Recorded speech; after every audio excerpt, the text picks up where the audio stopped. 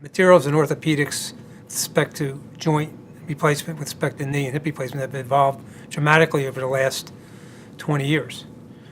They've changed in size, configuration, they've changed in actual materials, and they've changed in the ability to improve the range of motion of the joints specifically.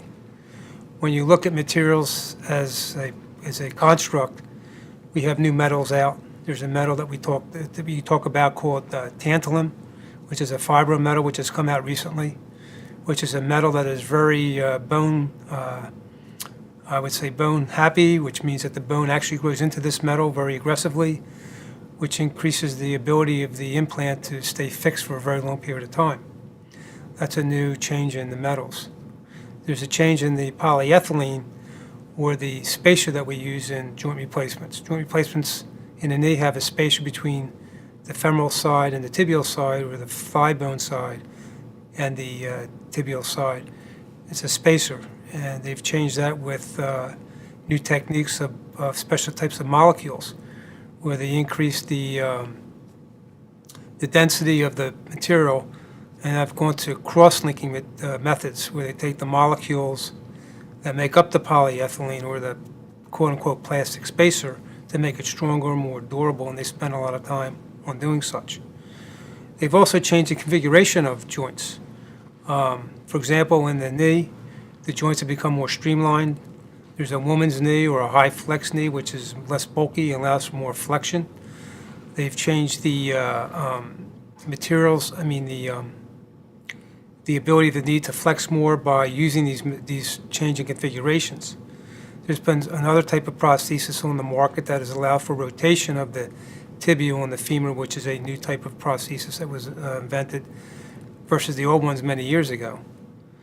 We've changed sizing of prosthesis as a change in material.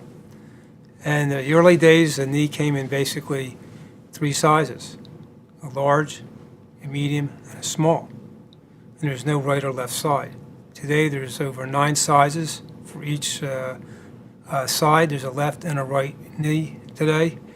They made the femoral side more anatomic to look like a real femur bone versus a square implant that used to be used many years ago. So implants have changed radically over the last 20 years for the good.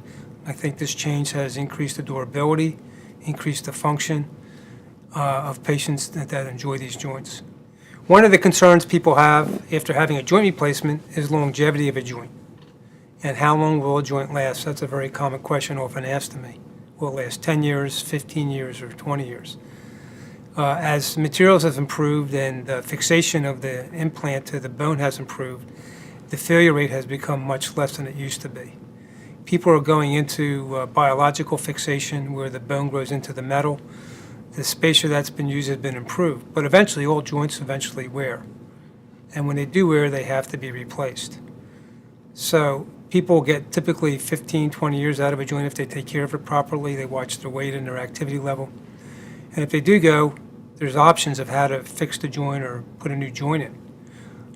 If the spacer wears, then you can go back into the joint at some point in time and actually replace the plastic spacer called polyethylene spacer.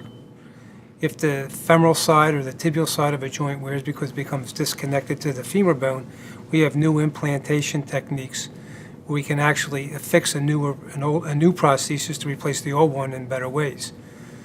Unfortunately, sometimes when you have to replace a joint after it's worn, some of the bone behind the joint prosthesis has worn away, and we have new techniques, grafting techniques. There's new metals that have been used, or augments we call them, which actually make up the lost bone, that allow to improve the techniques of replacing a knee that's been worn out.